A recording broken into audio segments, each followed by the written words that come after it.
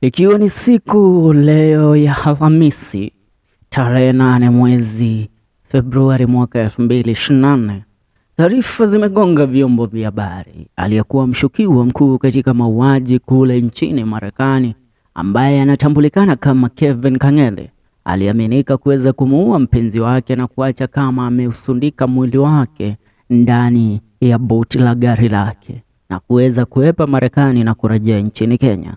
Ila wiki moja iliyopita, maafisa wa polisi nchini Kenya wakishirikiana na jeshi la polisi pia kutokea kule Marekani waliweza kumtia mbaroni Kang'ethe na kuweza kumshikilia, na baada ya kupelekwa mahakamani, mahakama ikaomba siku 30 kuweza mahakama ikakabidhi maafisa wa polisi siku 30 ndipo kuweza kumshikilia Kang'ethe, wakiendeleza uchunguzi wao kuhusiana na yale ambayo yalitokea kule nchini Marekani, Boston. Ila taarifa za hivi punde ambazo zinatufikia ni ya kwamba Kang'ethe ameweza kuepa gerezani ambapo alikuwa ameshikiliwa kwa ajili ya tuhuma zile za mauaji. Inaaminika Kang'ethe aliweza kuweza kuondoka katika kituo cha polisi cha Muthaiga na kuweza kuabiri gari aina ya matatu, na pale alipo mpaka kwa sasa haijapata kujulikana. It was a smooth escape from the police in Kenya. Kang'ethe. Now Kang'ethe, the man accused of killing his girlfriend and dumping a body at an airport in the United States, escaped from Muthaiga police station under circumstances yet to be made clear, said to have fled using a matatu. Now tukiweza kusamia kisa chote kizima, Kang'ethe, the man who was being held at Muthaiga police station for allegedly killing his girlfriend and dumping a body inside a car at an airport in the United States, has escaped from police custody under unclear circumstances. A man who claimed to be his lawyer came to see him, and they were both given time to converse in one of the station's offices on Wednesday around 7 p.m.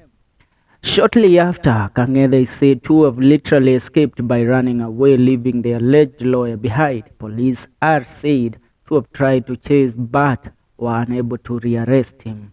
He was talking to his lawyer at the station, and within a few minutes he managed to escape by boarding a matatu that had parked at the station meters away from the police station entry.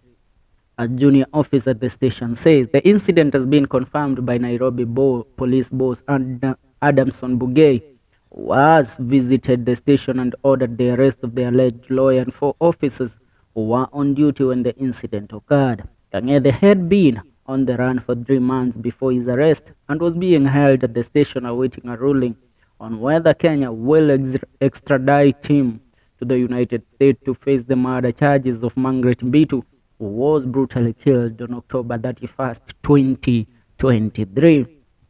Taarifa na maswali ni je, aliwezaje kuwepa wakati polisi wapo wanamwangalia? Aliwezaje kuweza kujikwatua kutoka kwa mikono ya maafisa wa polisi na kuweza kutokomea bila kuweza kukamatwa? Na je, ni nini ambacho wakili wake alichokuwa anakuja kumuongeleza kuhusu ambacho kilimpelekea kuweza kupata nafasi ya kuweza kuepa kutoka kwa mikono ya polisi? Ila ikumbukwe, maafisa wa polisi nchini Kenya sio maafisa wa kucheza nao.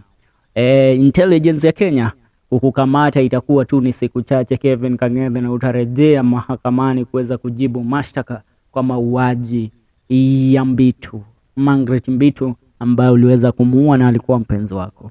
Ni hayo kwa sasa. Taarifa zinaendelea kugonga vyombo vya habari.